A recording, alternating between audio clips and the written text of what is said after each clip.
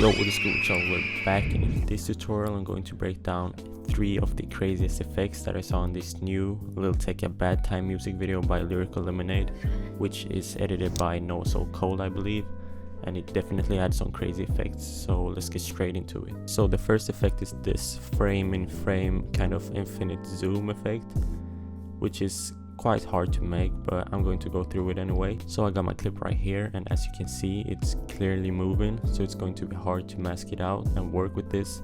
So for the sake of this tutorial, I'm going to freeze frame this, and then the next step is to rotoscope out the window of the car.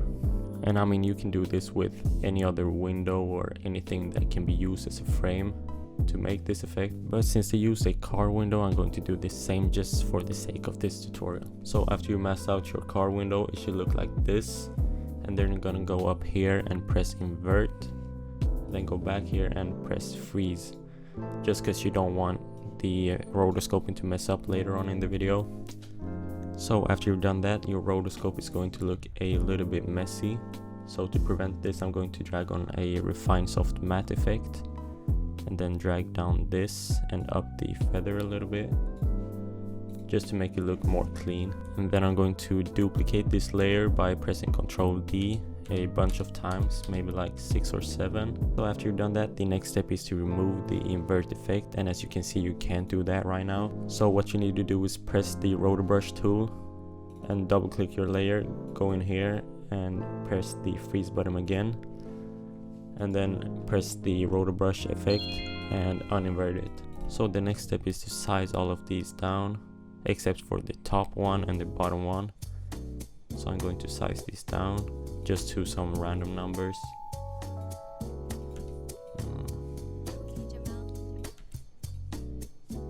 And after you've done that, you should have something like this. And after that, I'm going to add some random rotation to them. And I'm going to make the first one plus 12 and second one minus 9, and then third one plus 8, and fourth one like that. And that should give this cool rotation look. And then I'm going to add in a camera, a 35mm camera, and then a null. And then you have to make all of your layers 3D layers by pressing this icon right here, and then connect the camera to the null. And you also have to make your null a 3D layer. And now if you move the null, you're going to move all of these objects. Now I actually want to create 1 or 2 more layers, because you can see when I rotate this, you can see the edges. So I'm going to create 2 more layers and size both of them up.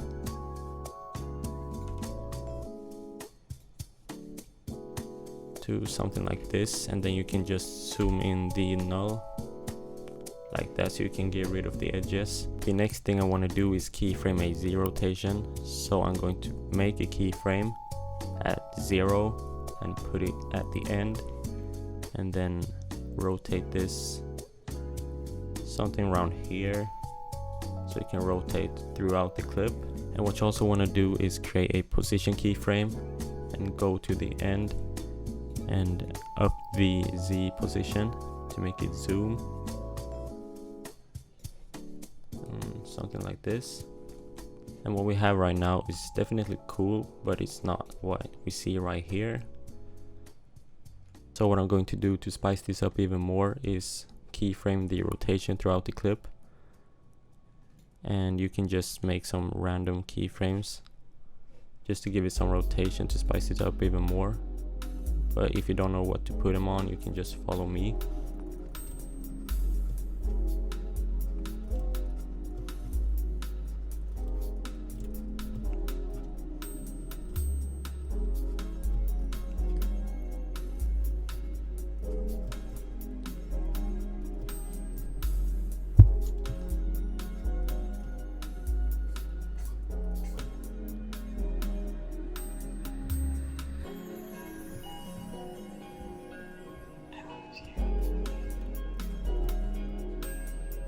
So what I have right now looks like this, and to be honest, the masking is a little bit choppy, as you can see, but since it's just for this tutorial, I don't feel like going back and changing it. And as you can see in this clip, they have much less layers, So if you want to work with that, you can do that. Just remove some of these to make it look a little bit more clean.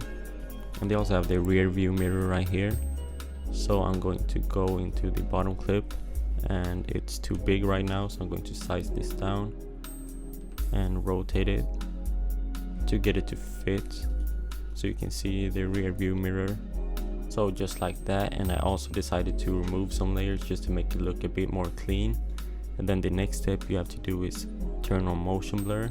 So after turning on motion blur and lowering the rotation a little bit, I have something that looks like this. I mean, that's cool, but I feel like this effect will look a lot better with something that moves in the background. So I'm going to unfreeze that frame, and instead of keeping it like this, I want to turn this into a transition.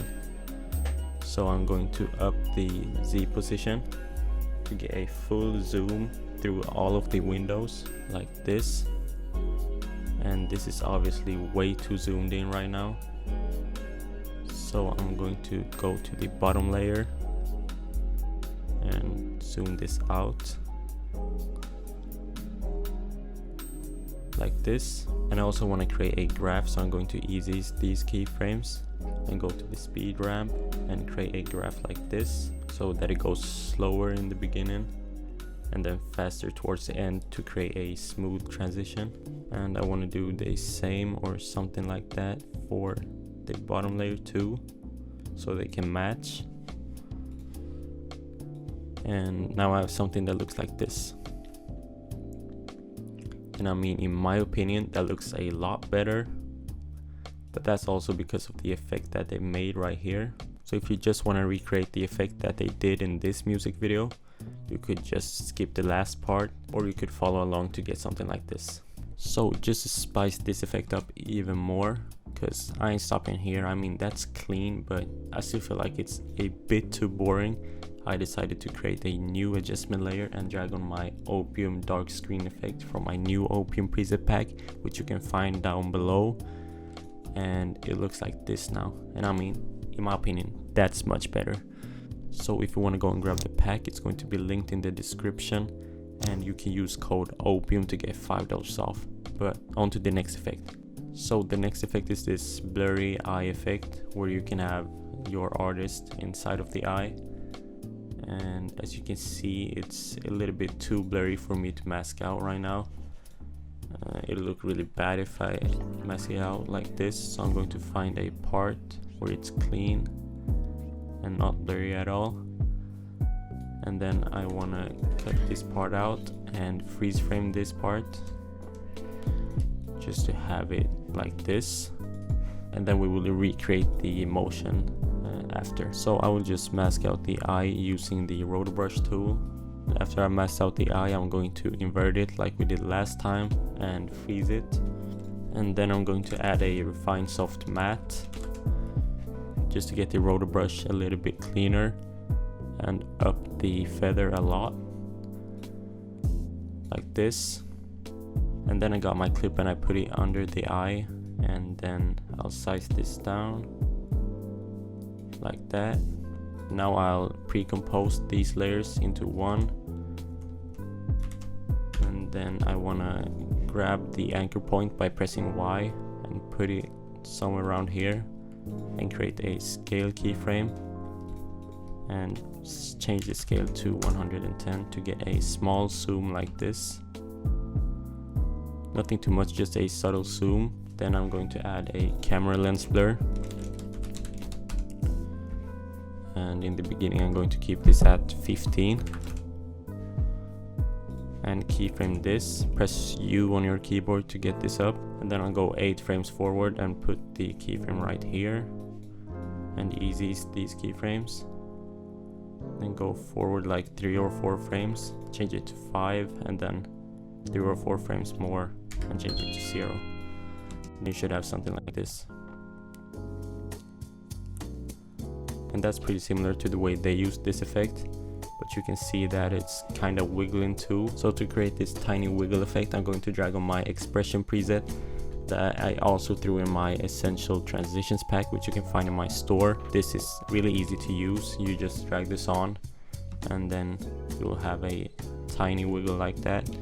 And in your settings right here, you can change it to whatever you want to. And after doing that, this effect looks like this. So onto the final effect, you can see that the way they shot this scene is really satisfying because it's cut up in 3 parts, and they used the rule of thirds really good. So you can see that the parts go right here, and they mashed out the 3 different parts like that. So to make this effect, I have my scene right here. So I'll start off by grabbing my pen tool and just start masking out the parts. So I got my first part masked out. So what you want to do is go 3 frames forward and cut it right there, and then duplicate the layers and start cutting out the second part. And right now you should have something that looks like this, but based on your scene. So what you want to do next is duplicate it, and then I'm going to remove the mask from the top layer and then hide it so I can see where I want to cut it out. And it's going to be around the same area like that, and then I'm going to unhide it, and now I should have something like this. And you want to have the top layer dragged out so it can be in the scene for the longest, and then the middle layer somewhere around here, and that's basically the effect.